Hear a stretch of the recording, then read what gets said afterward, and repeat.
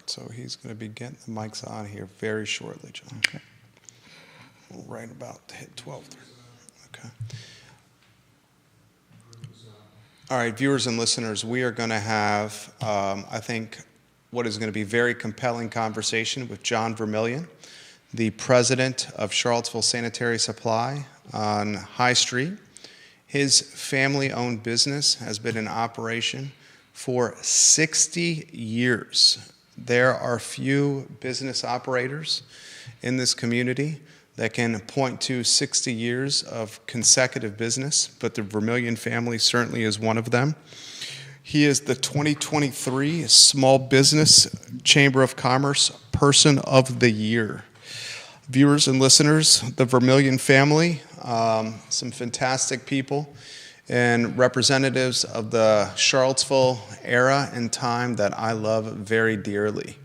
I would encourage you to sit back, grab some iced coffee, grab some tea, grab your beverage of choice, and spend about an hour with us as we talk trials and tribulations of running a business in the Charlottesville community. We'll talk what it's like to have, I think technically a 4-generation business, because your grandfather, as you mentioned to us yesterday, was in the sanitary retail business in Richmond. So I would say that's a 4-generation business. John's 2 sons are a part of Charlottesville Sanitary Supply on High Street as well. We'll talk about what he sees the future of High Street becoming as the questions have come in. We'll talk this question: has Charlottesville's climate made running a business easier or more difficult? We'll talk about the crossroads of social media and digital and e-commerce as it applies to retail. So a lot we're going to cover on today's program. John Vermillion on the talk show. I'll highlight some of the viewers and listeners that are watching the show today. We have some fantastic people watching right now. Kevin Cox, Johnny Ornalis of the Guadalajara and Mexicali family. Aaron King over at Feast in the Purple Building. I love Aaron King. Kevin Higgins in Greenwood watching the program. Kerry Rock, his Do Good Foundation doing fantastic work, including a winter coat drive. Ray Cadell, a local legend watching the program.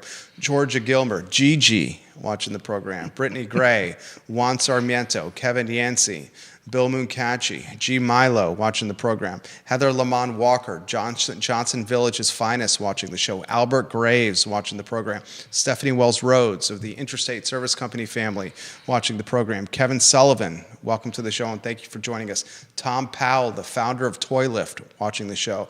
Ahmad Hawkins, the color commentator for Virginia Sports Properties and UVA football on the broadcast.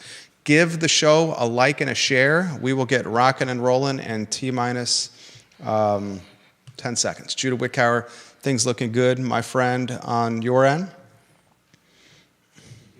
Okay. I'd say 5 seconds, and my friend, we can rock and roll when you're ready.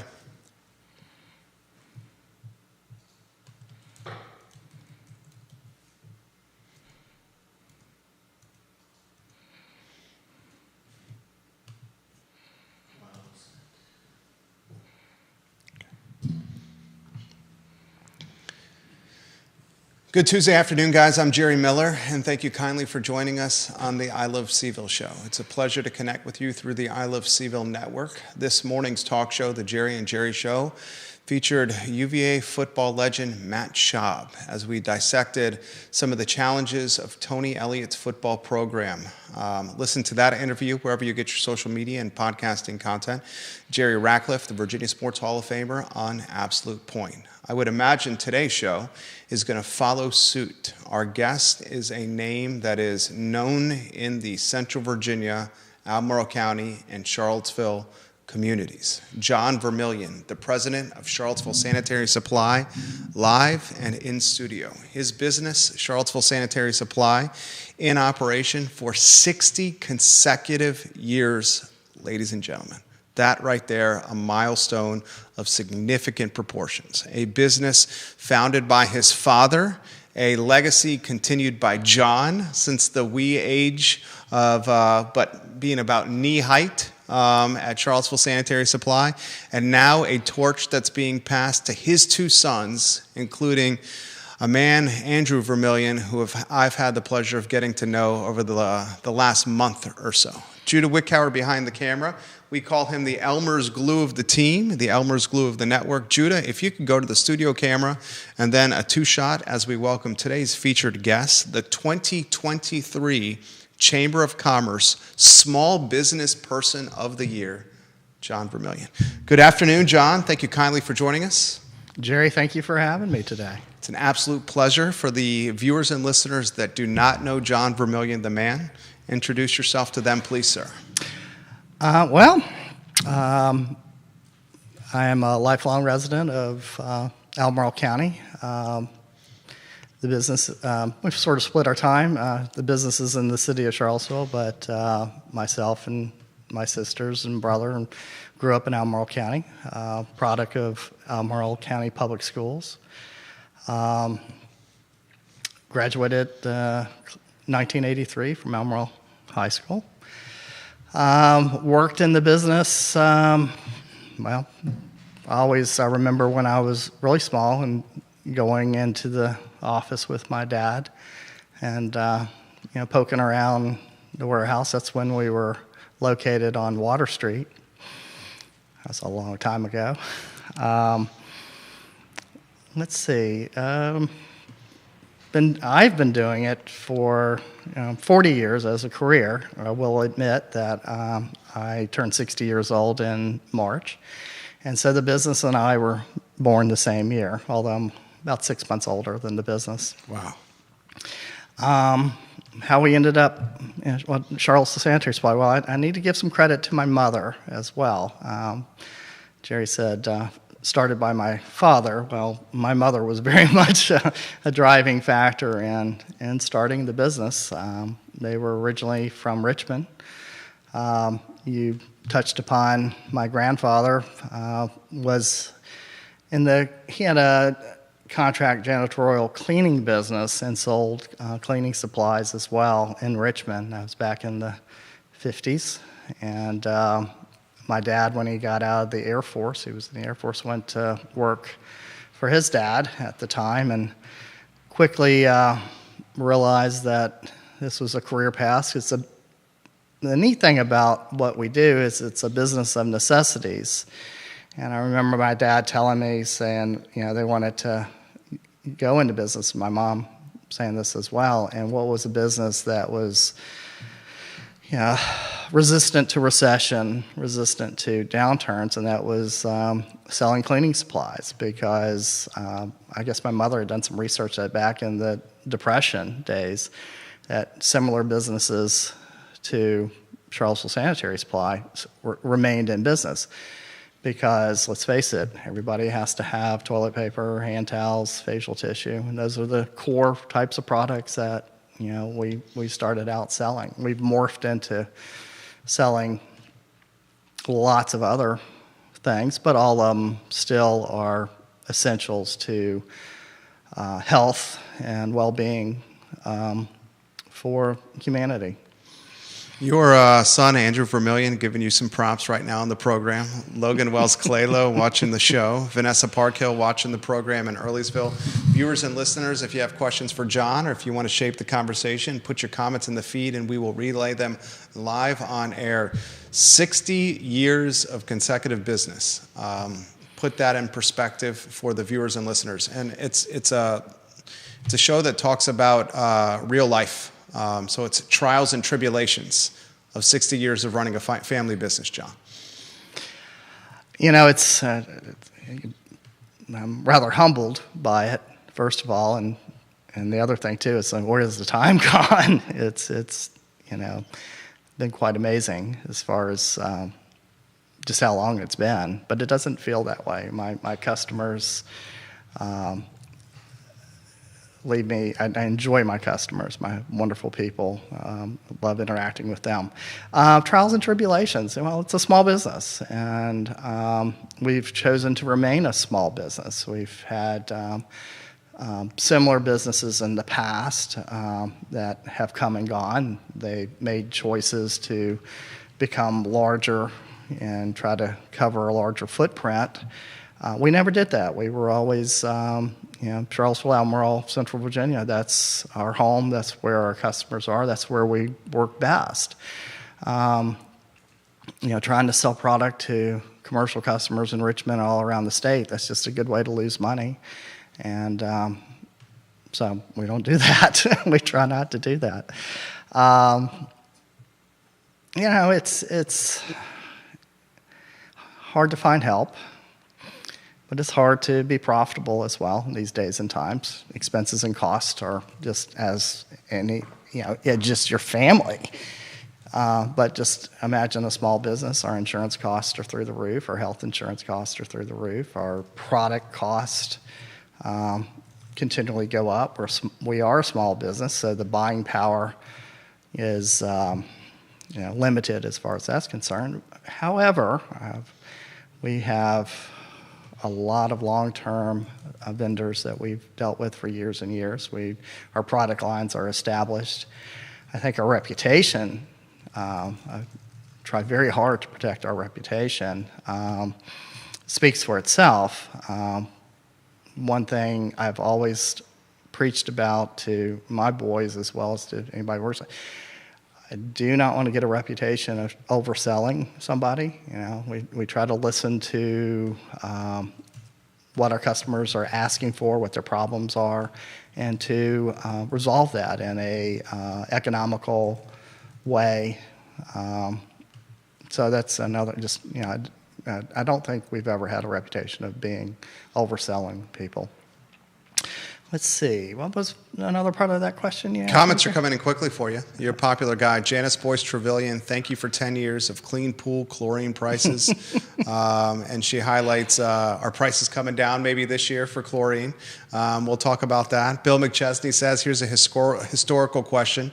Did you all buy the building from the Wingfields, DBA, the Economy Cleaners? We'll talk about that. You got a lot of stuff that's coming in, including what is the future of East High Street, as we highlighted for you already. I have some questions for you before I get to the viewers and listeners, and put them in the feed if you could. Talk to us about Charlottesville and running a business prior to COVID, during COVID, and post-COVID.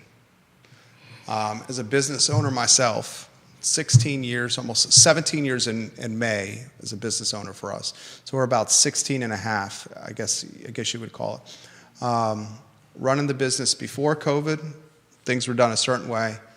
During COVID, in some ways we were fortunate because we were creating content on phones while people were sitting at their houses because they were told by the government to stay home. We saw the business really pick up a lot during COVID because of that. And then post-COVID, we were able to maintain that momentum that was established during the pandemic. I ask our guests that are small business owners that question often. Can you give us the flip book of what you do for a living pre, during, and post the pandemic? Oh, wow. But I want to, Economy Cleaners, I had forgotten that. I'm going to remember, I was pretty young. In 1974, I was 10. But I had forgotten it. But yes, it was the Wingfields. So yes, I remember that. And pre-COVID, we've gone along. Our biggest customer, I would say pre-COVID, was probably the University of Virginia, which a lot of small businesses in Charlottesville back in that day, when Leonard Sandridge was still there, was still very much community-oriented, community-minded, and we had a great relationship with a lot of the departments at the university. So that was, probably the big driver of our business then. The other was just the more commercial space. So selling our products and delivering. We've always had free delivery for the local area. We still have free delivery. So, we're very, making our deliveries to local businesses, hotel, motel trade, again, as well as the university. So that was all, pretty steady. Then I remember pre-COVID is when the rise of Amazon came along. And I remember losing my first sale to Amazon. And I didn't really know what it was, to be quite honest with you. And I had a customer as a pool piece of equipment for swimming pools, pool filter, and our cost from our vendors were such and such, and we base our margin on that.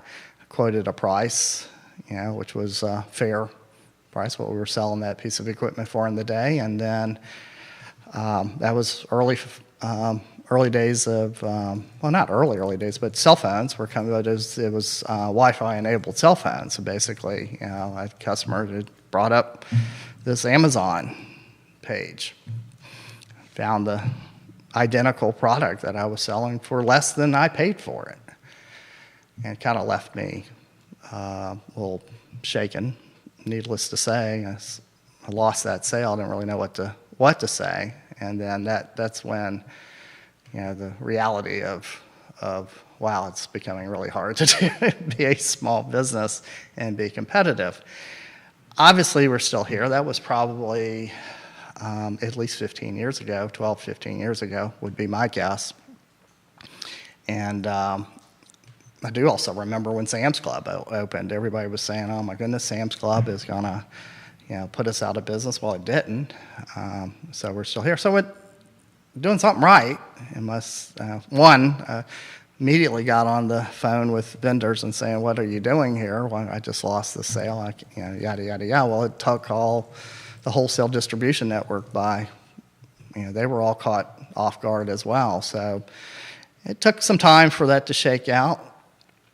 Let's just say I don't sell as much hard goods in terms of equipment these days. We still sell a lot of it, don't get me wrong, but there's just not a lot of money in that. So I'm not in the business of trading dollars. I can't in this community, and what it costs to be in this community, I can't do that. So we, focus more on service, focus more on how to use the product, which we always did, but this just really became that much more important to be very knowledgeable and I call it holding hands. That might be insulting, but really hand-holding our customers, because when somebody comes to Charlottesville Sanitary Supply, they have an immediate need, be it for their pool, be it for mold that's growing, be it for organic accidents, fecal matter, things like that. They're coming to me because they have a problem they need to take care of right away.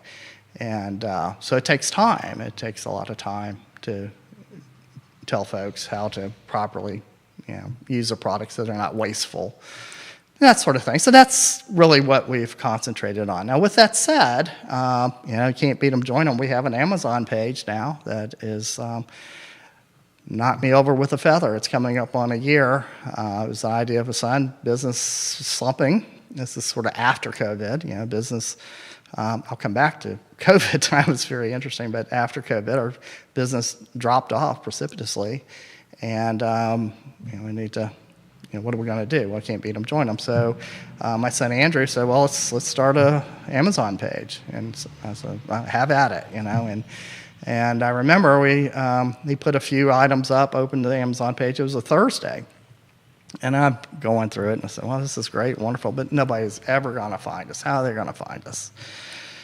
And could have knocked me over with a feather. That Saturday, we had our first sale, Amazon sale, and it's just, increased ever since. And it's like, wow, it's something to this. And so our Amazon sales have really grown. So that's been not enough, but it certainly has given encouragement. COVID times. Well, so again, going back to what I mentioned about being a business of necessity. Oh my gosh, we have this virus that has come out that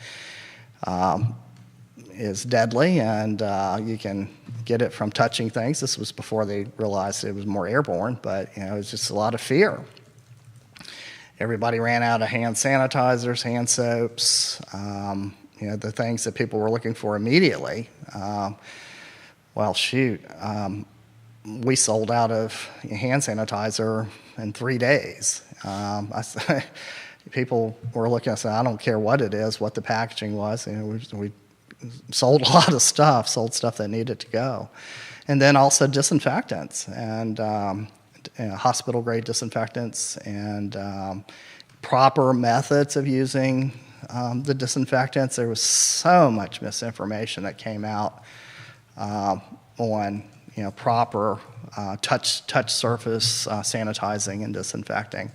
There was a lot of stuff being sold on the internet, very expensive applicators, ionizing applicators or atomizing applicators and things like that. And it's just like, thousands of dollars people were spending on these things, and they were snake oil. So, a pump-up sprayer with properly mixed product for $50 versus a $2,000 ionized, fancy thing that was made in China, that's not even coating the surfaces properly. So anyway, I'm getting a little deep in the weeds there. I mean to do that. But it just pointed out people were scared, so it worked out. They came to us. We sold a lot of product. And then everybody ran out of toilet paper, which was the most amazing thing that I remember, toilet paper and paper towels. Well, we had it.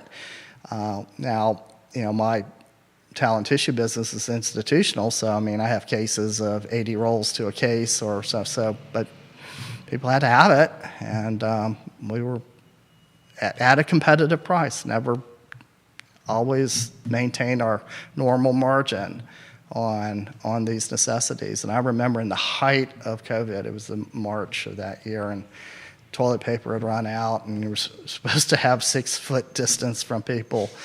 Well, we had people in the store. I mean, people were standing shoulder on top to shoulder, shoulder to shoulder, and we were selling product and as fast as we could. So that was, that hysteria, certainly calmed down. It had to calm down, but being the pool business really took off during COVID. Again, people were stuck at home. How we're going to entertain the kids. So our pool business increased, which pool business has been a very bright spot in our business, and I enjoy the pool business. People were buying above ground pools, Intech pools, Walmart pools, whatever, but it's all water, and water needs to be treated, and a lot of people don't understand just how vital it is to make sure water is treated and sanitized, just to contain illness there. Comments coming in quickly. John Blair watching the program. He's loving the interview, and he's giving you some props. He says you're providing valuable insight for the community. Ray Cadell watching the program and says Charlottesville Sanitary Supply absolutely sells knowledge and service. John provides unbelievable service for those of us that own swimming pools in the community. Carly Wagner's got a question that we're going to get to. The show's airing on 15 social media channels at once. And Carly wants to know on the program, can John talk about what type of pool services they offer, openings, closings, and water testing? We'll get to that in a matter of moments. Georgia Gilmer, friend of the program, Gigi, says Charlottesville Sanitary Supply was awesome during the pandemic, especially for delivery. She says, I love that I run into folks I've known forever but don't see on a regular basis at CSS. John has never steered me wrong on products. My claim to fame is having the best smelling porta potty on a construction site, thanks to Charlottesville Sanitary Supply. That's from Gigi right there. You touched on this, and I have so much I want to cover on the interview because it's not every day I get to sit across from someone born and raised in the community that has 60 years of institutional knowledge, that is in a line of work, small business ownership, that I am extremely passionate about. Dave Fafara watching the program says this man is the absolute best in town in Charlottesville Sanitary Supply. So I have a Christmas list, a good Christmas list of questions for you, very long. You mentioned UVA. It's a very pointed question for you. You highlighted Leonard Sandridge, the former president. The University of Virginia as a steward for the community, as a steward for small business. How have you seen the University of Virginia evolve, change as a champion of small business locally? Do they still offer the same support and momentum for small business that, say, happened under former President Sandridge's watch? now under current President Ryan's watch, or have things changed? That's a very straightforward question for you there, John. Things have changed. Yeah.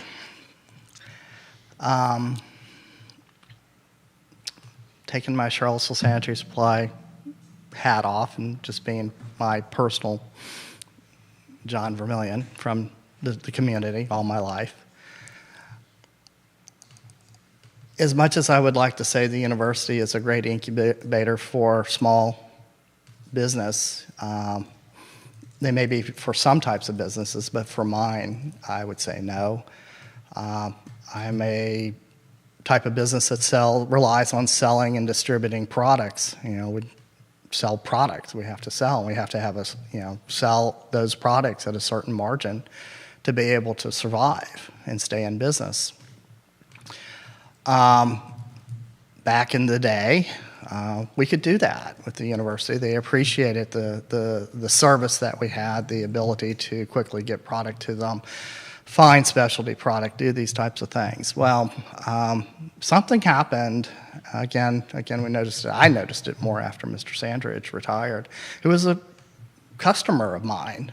They had a swimming pool, and wonderful, wonderful people. And it went from being sort of community-oriented to working with us to what's your price? And then, that was always a factor, mind you. You had to be competitive. You had to be, but it got to the point where people that I worked with at the university who have long since retired got fed up with it, and that was a lot of that caused them to retire because they were being pushed to go to national contracts, doing business with large distribution companies. Let's face it, there are a lot of places that have become my competitors now. Cintas, of course, Amazon, and there's nothing that can't be found or had cheaper than what I can sell it for on the internet if you try to find it. Again, it goes back to the service. But yeah, that's really, in my opinion, I just ended up having to wash my hands from them because it just became very frustrating. You go and you talk to a purchasing agent, and then they put up a lot of hurdles as well for small business. Everything was being pushed to their, and this is the state too, and it's gotten a little bit better, but their EVA system, their online portals, well, that required very expensive software systems to be able to manage that type of thing, and having online catalogs devoted completely to them. Well, small business is it was unaffordable. But if you didn't have that, or if you didn't play by that rule, sorry, we can't do business with you. I've heard this from a lot of small business owners in the community, that it's become a nickel and dime bottom line business for the university. Well, I'm also going to throw in the local governments in there too. Albemarle County is just as bad. The school systems are just as bad. I probably ought to keep my mouth shut. But trying to do business is just very, very difficult to try to do profitable business when they come with all these strings attached that run your cost up. Now, a big company like Grainger or like that, they have attorneys on staff. They have IT departments. They have all, that's just built into what they do. Little Charlottesville Sanitary Supply, that's me. Right. So what you're saying is resonating with other small business owners. Stephanie Wells Rhodes of the Interstate Pest and Service Company family says, we saw the exact same thing at Interstate Pest Control. After years and years of service, they then came back to us and wanted us to clean up the messes for other people, that they started nickeling and diming their family business as well. I have a correction here, and I have tremendous respect for the text message I just received from Albemarle Commonwealth's attorney, Jim Hingley. He says, Jerry, Leonard Sandridge was the vice president, not the president of the university. You misspoke there. I appreciate that, Jim Hingley, for holding me accountable. I very much appreciate you. We got to get you back on the program. I've heard that from a lot of people. Of some of the largest stakeholders in the community local government, the University of Virginia, the schools, not prioritizing or positioning our institutional brands and businesses at the top of their needs or their ask. I attribute it to this. I've talked about this on previous shows. We've talked about this off air. I'm very curious to see your perspective on this. I can tell he already knows where I'm going here. There's been a significant demographic change to Charlottesville and Albemarle County. Mm-hmm. That demographic change was amplified because of COVID, the pandemic, hybrid and remote work. Mm-hmm. We now see folks in the Charlottesville and Albemarle community that are new to the community, I'm talking 4 or 5 years since COVID, that have significant amounts of earning power and potential. They're working through an internet service provider in the basement or at the house.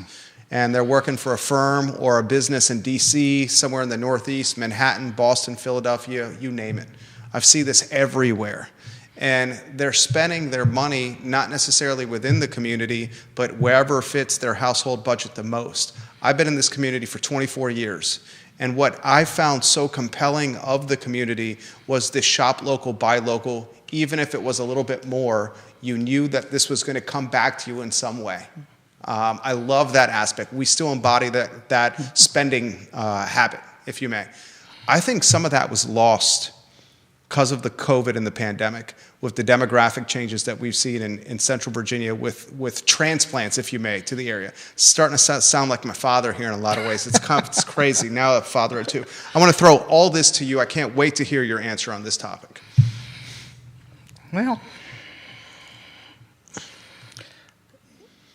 that's true. That's very true. I mean, we that's what has, sort of a little bit of the pickle we're in now, is that all the folks left their office buildings and left their offices and went home to work, which, that's great. We hit our retail business boomed.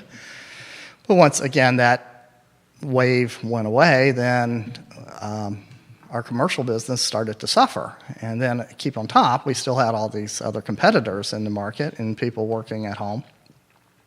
Well, it's kind of a boon for some management, because they were able to shift all their fixed cost of maintaining office space onto the individuals when they're at home, i.e.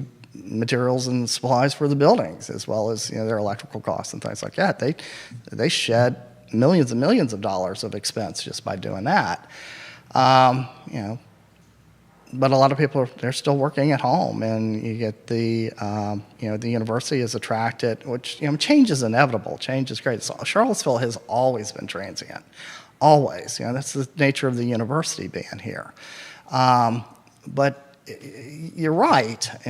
Here in the last few years since COVID, there's a lot of wealth that has moved in that, rightly or wrongly, it's just what it is, doesn't necessarily support the local communities or the local businesses. And I get it. I mean, being able to go online and order and have delivered to you, the next day by Amazon, or that's just they're the big one out there, so they come to mind. But there's so many operations that do that and do it efficiently and do it cheaper. So I get it. It's a convenience. Getting in the car and coming down to High Street to buy a vacuum cleaner, higher quality, much better made product from me versus buying a throwaway Dyson or something like that online. It's convenience. How do we deal with that? Well, we just double down on what we do best and keep trying to, that's why one of the reasons I'm sitting here today, get the word out, let people know, hey, this is what we do. You have a problem, we're there to fix it. Can you refresh the question for me again a little bit, please? This is the challenge so a lot of folks that watch the program know this. We offer consultation to businesses that are looking to rebound or continue growing market share. A lot of our clients are watching right now. Some of them are offering comments. And one of the challenges I'm hearing, common denominators, for all the folks I sit across, not on a talk show, but on that desk over there, is I'm not seeing the same commitment to supporting the iconic institutional businesses that have made the community what it is today post-COVID. And often the folks that are in your shoes, the leaders, the C-suite, the presidents of the operation, are saying, we are not just competing against the internet and not just competing in price wars, but we're competing against a customer base that's changed from the Charlottesville we know it of yesteryear. Oh, that's absolutely true. I mean, that's absolutely true. I mean, just the age demographic of my customer base is like me. We're all getting older, and I'm thankful for them. I have lots and lots of loyal customers that are really wonderful. But young families, I see it more with pool products and pool supplies, because that's gets pretty technical. But in terms of commodities, not so much. Like I said, unless there's a specific need that somebody, I'm talking about a homeowner, specific need that they're looking for something, say something to clean up after pets or that sort of thing, which is very specific. But the institutional buyer, which was for years our bread and butter, that's what got us through the winter, was our institutional buyers. Well, all the personnel has changed, and one, that whole market has changed, because one, it's just, a lot of it's just not even there anymore. But two, again, going back to Charlottesville, the economic engine that drives Charlottesville is the University of Virginia. And if the University of Virginia and the people they have coming in there do not, they're just coming in, they're not from here, they're coming in, they're buying a home, they work there. Not everybody, mind you, but a big portion of it. They have no ties to the community. And how do we get to them? Traditional advertising has stopped working. So that's the challenge is getting to them, because their needs are still the same.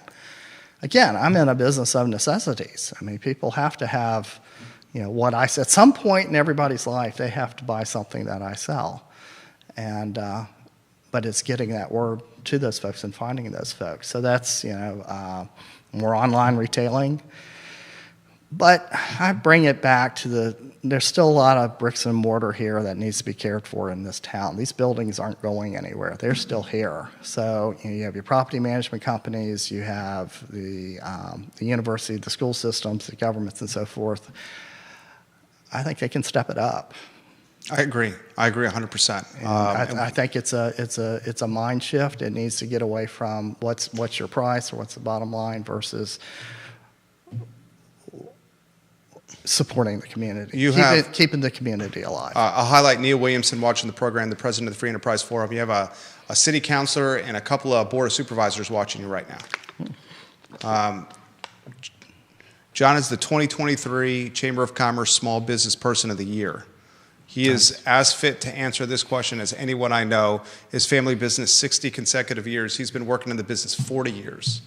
Is it easier to do business now in Charlottesville and Albemarle County today than it was, say, 10 years ago, 15 years ago, 20 years ago? If you could break that down, and us viewers and listeners, we will listen to learn from you here, John. I don't want to sound like I'm whining, because I'm not. But yeah, it's small business, I think. And I was talking to my CPA just the other day. I had to call him to talk about something, and he made the comment to me. He's a little bit younger than I am, but he made the comment to me. He said, "John, everything is just so much harder now. It's so much harder to talk to people. It's so much harder to get information you need. Everything is just so hard." And I said, "Charles, I agree. I agree." And it's exhausting. It becomes exhausting when you have to work so hard to get basic information that 10 years ago was there, easy to get.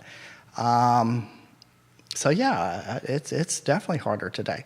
I'm very optimistic. Don't get me wrong. I've always tried to be optimistic and keep my mind. I mean, you're an entrepreneur. You have to be optimistic in a lot of ways. Entrepreneurs, I'm the same way. We're glasses half full type of people, because if we weren't, we would never get into this line of work. We would never get into the line of work of running businesses, because if you're not, you're just going to drive yourself crazy. Well, yeah. Now, I will say, and we're doing, Charlottesville Sanitary Supply is doing fine, and will continue to do fine. But the revenue is not the same as it was even 5 years ago. So, but we've cut costs and make things work. I mean, you come to Charlottesville Sanitary Supply. For those folks that have not been in my business, if you want a old 1974 experience, come to Charlottesville Sanitary Supply, because that's what we are the same today as we basically were when we moved there in '74. Now our technology has changed, obviously, and the products have changed and so forth.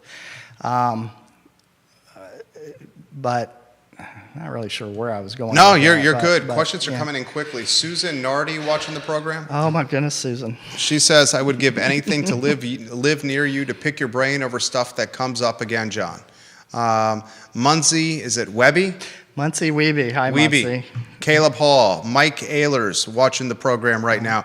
Viewers and listeners, we're chatting with John Vermillion, the president of Charlottesville Sanitary Supply. William McKenzie. UVA changed a lot with outsourcing a lot of their stuff, a lot of in-house services in the 80s and 90s. Aramark and other departments followed without the same success. Buildings and grounds, now facilities management, had to do a turnaround on some of these changes. A lot of it I'm going to point to, and I hear this not just from John, I hear this from dozens of clients that are highlighting the commitment from the university and from local stakeholders like frankly speaking, and this is me talking, not John, Charlottesville City and Albemarle County, that have made running a business in this community entirely more challenging. I've heard from clients who've chosen to move operations to more welcoming counties or jurisdictions like Nelson and Louisa counties, that are orange counties, that are legitimately rolling out the red carpet with tax breaks and municipality advantages that aren't here. And I question why that is the case. Why are we so almost tripping over ourselves, if you may? Because what makes, I'll get out of your way here. What makes Charlottesville so charming, and why my wife and I have chosen to raise our two boys here. I've been here 24 years. What makes Charlottesville charming is the downtown mall, is going to Charlottesville Sanitary Supply, is going to the Blue Moon Diner that's closing over Thanksgiving, Mel's Cafe that closed, going to businesses like, you've highlighted this in the past, the Aberdeen Barn, where Angela knows your name and the waiters are the same. And if we start losing that charm and that nostalgia, then we become Fredericksburg in Northern Virginia.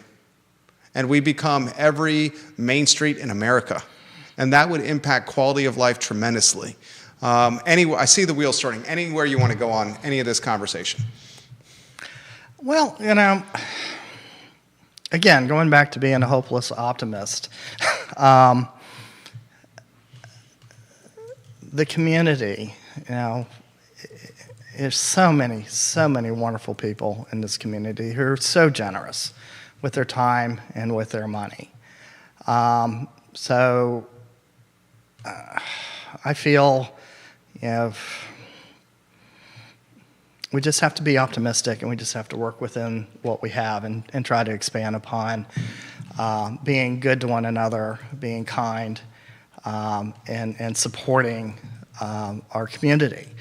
Because if we don't, we will become just another suburb of Washington, D.C. or so forth. It's kind of coming that way now because it's the affordability of just being in this community. I don't know what the answer is to that, Jerry. I don't. I've seen a lot of changes. The home I live in, which I've lived in for 35 years, I built it. I built that home myself, general contracted. I have $175,000 in that house that I built myself on a 2-acre lot, less than a mile and a half from the city limits of Charlottesville. there is no way in the world I could afford to buy the house I live in now. There's no way, and that's saddens me, my children, your children. You're not going to be able to stay in this community unless something happens. So we have to support the local people, the local community, our charitable organizations, our volunteer fire companies, because they are the what hold the community together. Talk to us about Stony Point Fire Department. Wait till you see, this guy is passionate about this. Well, for those that know me, know where I live now is basically the same place that I grew up, on Stony Point Road. And back in the 70s, I think it was 1976, Stony Point Volunteer Fire Company was being formed, and then the northeast part of the county, there was no fire coverage there. That was being covered by East Rivanna at the time, which their station was in Keswick, behind the old Keswick post office. And then Earlysville was then the next due area. So the local community got together, and formed a volunteer fire company. My father being one of the original members of the board of directors that formed that board. Chuck Norford, Charles Norford, was a real big driving factor on that. He was a personal friend of our family, and his children were very instrumental in starting the fire company. Ted Armentrout, who was the founding chief and ended up coming back later in time to help the fire company get back on its feet after it had some problems. So, I mean, that's just community, and it's community coming together to protect the community. With that said, I was, when I was 16, actually I was in middle school, and in high school I was a junior volunteer firefighter. And I remember going up there every Wednesday night was the brigade meeting. My dad would take me up there, and I was part of the brigade, and it was ride on the fire engine and learn how firefighting techniques. And at that time, a lot of the gear that was up there was just hand-me-down gear from wherever the fire company could procure used equipment, fire the turnout gear, things like that. Of course, I wasn't even 100 pounds or maybe 110 pounds soaking wet, so I'm here and wearing this, the turnout gear. But anyway, it's a lot of experience. It was, again, just teaching, being part of the community, having horse shows, that sort of thing. So, I moved on, went to college, went to work, and then volunteerism, as we know, is suffering big time. I mean, a lot of the fraternal clubs have trouble getting members and things like that. And that's just an indication of the times. A lot of the fraternal clubs, this is a topic I should do for a show. A lot of the fraternal clubs locally, folks, are on the brink of extinction. Yeah. They are struggling to get young millennials, Gen Zers, involved with joining the organization. We're talking the Rotaries, the Ruritans, the Eagles. They are struggling to get participation and membership. And without participation and membership dues, there are no clubs of this ilk. Nope. And these clubs in the background are putting on events that are part of the fabric of the community. We've talked about this on previous shows. First Night Virginia, the New Year's Eve family-friendly event. And it's so funny doing this show here. I remember I got here in 2000 as a first year at UVA. It was 2000, 2005, 2010. I'm a single man. What I was into now is so different than I'm into now. Then it was about having fun, closing down the watering holes, listening to live music.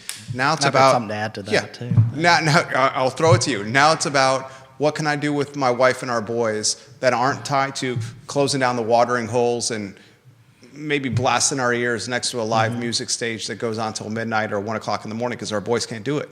And First Night Virginia, the family-friendly event on the downtown mall, was picture perfect for us. It was not booze-centric. It was safe. I mean, I've mentioned the Dogwood Parade. I remember when the Dogwood Parade, it was standing room only on Market Street. Our offices in the Macklin building here, people asked to come into our offices and hang over the balcony so they could watch the parade. We don't have a fireworks show at McIntyre for the 4th of July. The Dogwood Parade's a shadow of its former self. First Night Virginia has evaporated. I mean, you can answer this question way better than me. What is going on? Well, again, I think it's the volunteerism, and people are busy. I mean, it's just the nature of the modern society now. But what I was going to say is, you know, the fraternal organizations really translates into the volunteer fire companies and the rescue squad or whatever that would be, attracting members. And I remember when I was back in the day, and rightly or wrongly, somebody was willing to volunteer and come spend time at a firehouse over the weekend. You know, the training that they're all required to have now is off-putting. You know, it's a lot of rigorous training just to be a volunteer. Now, volunteer fire companies, there are lots of things you can do. They all need help. You know, people help with cleaning the stations, keeping things orderly. But in terms of running on the brigade, it's just so much training that has to be done. And I'm not going to get into politics of that. I do have opinions of that, but I'm not going to get into it. But that has dissuaded people from being able to, because they just don't have the time to do it. So I get that. Where I was going, though, is about when I came back to Charlottesville after my short college career at George Mason, I joined the Charlottesville Admiral JCs. And this was in 1986, 87, and the JCs was absolutely phenomenal. It was a phenomenal organization. Charlottesville Admiral had one of the strongest memberships of any JCs chapters in the state of Virginia. We had monthly meetings, were always dinner meetings, and we were packed. There were 200 people there, men and women, young professionals, so at the time, JC's Junior Chamber of Commerce. And I got involved with that. My father, when he started Charlottesville Sanders Block, was in the JCs. The JCs was, again, just one of those fraternal organizations in the community that was very strong, that just went out and did wonderful projects and programs to help people in need and that. Well, it's gone. But you talked about the fireworks. Well, the JCs, for years and years and years, we were the sponsor of the annual fireworks display. And I remember we all looked forward to, because we all volunteered to help set the fireworks off. Well, nowadays, I think they have to hire companies and to come in and do this stuff specifically. But I remember, us going down to McIntyre Park and the mortars in the ground and setting the things off. It was really cool. So just bygone days, but that's gone. Neil Williamson, president of the Free Enterprise Forum, shares a book that he suggests the viewers and listeners read on the topic we're covering right now. It's called Bowling Alone. Bowling Alone, The Collapse and Revival of the American Community. Thank you, Neil Williamson, and support the Free Enterprise Forum. So much coming in here for John Vermillion. Ginny Who on Twitter, I would love an entire show on the decline of volunteerism. Those of us who participate with a servant's heart are absolutely getting burnt out. That's from Ginny, who routinely watches and listens to the talk show here. So here's a question for you. You are a leader in the community. You have an institutional business. You're the 2023 Chamber of Commerce Small Business Person of the Year here. We're half as glass full type of people.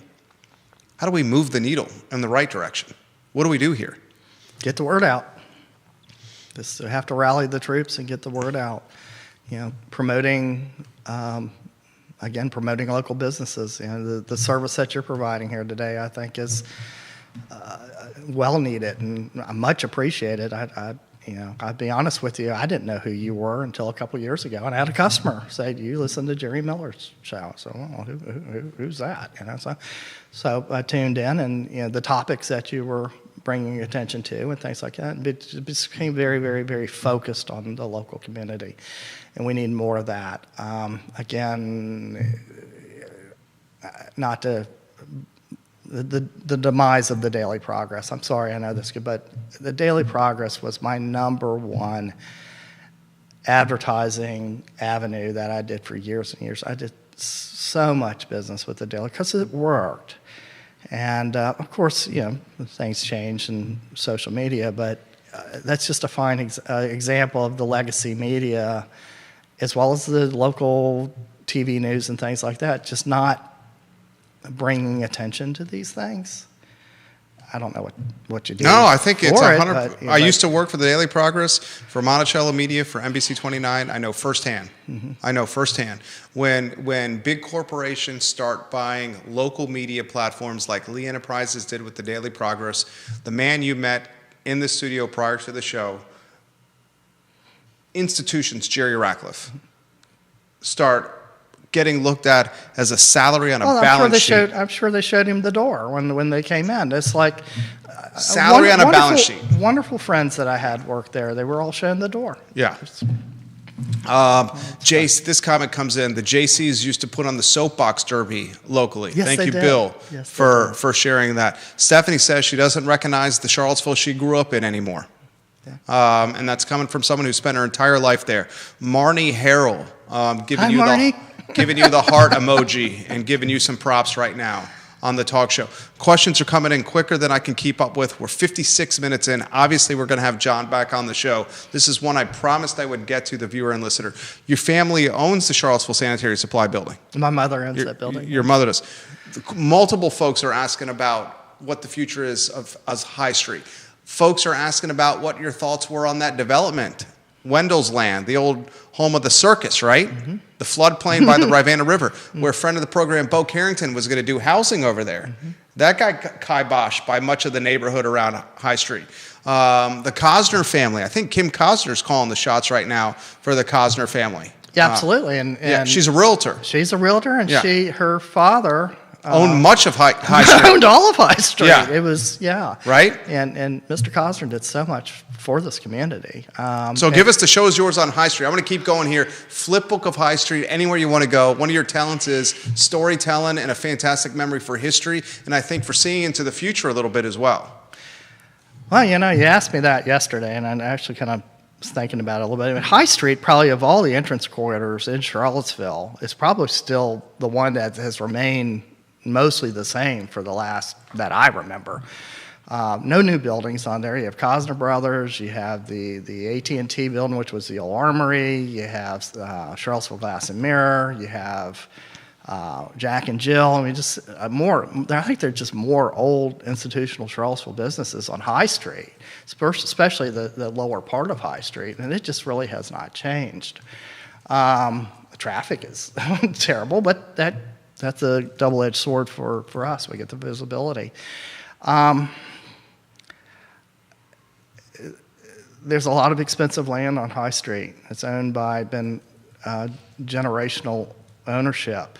You talk Kim Cosner. It really boils down to, unless they condemn it and take it, it's going to boil down to the families that still own that real estate as to what's going to be developed and happen on High Street. Honestly, I don't know. I mean, our building, which we've got one of the larger lots on High Street. Massive lot. With the new zoning the way it is there, we could sell that and develop that piece of property into multi-million-dollar, apartment building, I guess. But I would hate to see it. But then again, I'm a realist. Interesting. You don't have to touch this one if you don't want to. Interesting one. Multiple folks asking you about how the politics have changed locally. David Neal giving you props on the program right now. I'm happy to say we're not going to cover that topic if you don't want to. I understand you're a small business owner. It's just something that comes up in the feed. Well, let me just put it this way. I welcome all people, of course, to Charlottesville Sanitary Supply. My heartfelt appreciation for everybody in this community that comes into or calls my business. So as far as the politics are concerned, yes, it has changed a lot, but I'm not going to go down that road. Perfect. Totally fair. I totally respect that position. what are we missing here? And viewers and listeners, I promise we will ask John Vermillion to come back to the talk show. I apologize, we're not going to get to all these questions. An hour flies by when you're having fun.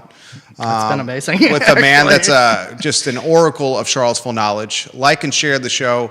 Let John know you saw him on the program. What are we missing? What should be covered? What did we not cover today from the John Vermillion notebook here? Obviously, we want to get the word out to support Charlottesville Sanitary Supply.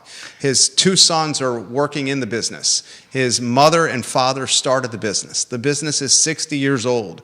Community members and viewers and listeners of this talk show, if you want to see the icons and institutions in our community survive, it's going to come down to this, and I'm going to be very frank here. It's going to come down to paying a little bit more at a brick and mortar or a locally owned business than what you can potentially find online. And that's just the nature of things. And then you have to understand that if you do this, the money stays within the community with folks employed and living in the community, volunteering in the community, committed to having the same standards, the same spending habits that you may have of keeping it in the community. And that's how the community benefits as a whole. Okay, it's paramount that we do this now more than ever, especially post-COVID, especially with iPhones and smartphones in our hand where you can get things on your fingertips and have them delivered within a couple hours. What are we missing here, John? And will you come back again? Oh, I'd be happy to come back, and thank you. Thank you for the opportunity. It's been fun. It has been. What are we missing? Community, increased sense of community. And with the caveat, the community of Charlottesville is probably, I mean, I've lived here all my life. I couldn't really tell you about Richmond or other places, but I do get the sense that community is still alive and well. It just needs a shot in the arm. All right, very well said. John Vermillion, guys, I promise you we will welcome him back to the program. We will announce well in advance before he comes on the show. I just did 61 minutes without a commercial break, and the time feels like it was 6.5 minutes instead of 61. East High Street, Charlottesville Sanitary Supply, support the businesses you want to see survive. Keep the business in the community. Judah Wickhauer behind the camera, the Elmer's glue of the show. At 2:30 p.m. in 58 minutes, Nate Kibler's program on the I Love Seville network with more local content, guys. Content that's focused on championing Charlottesville and Central Virginia. For John Vermillion, for Judah Wickhauer, my name is Jerry Miller, and this is the Tuesday edition of the I Love Seville show. So long, everybody. John, you were awesome. He's going to let us know when the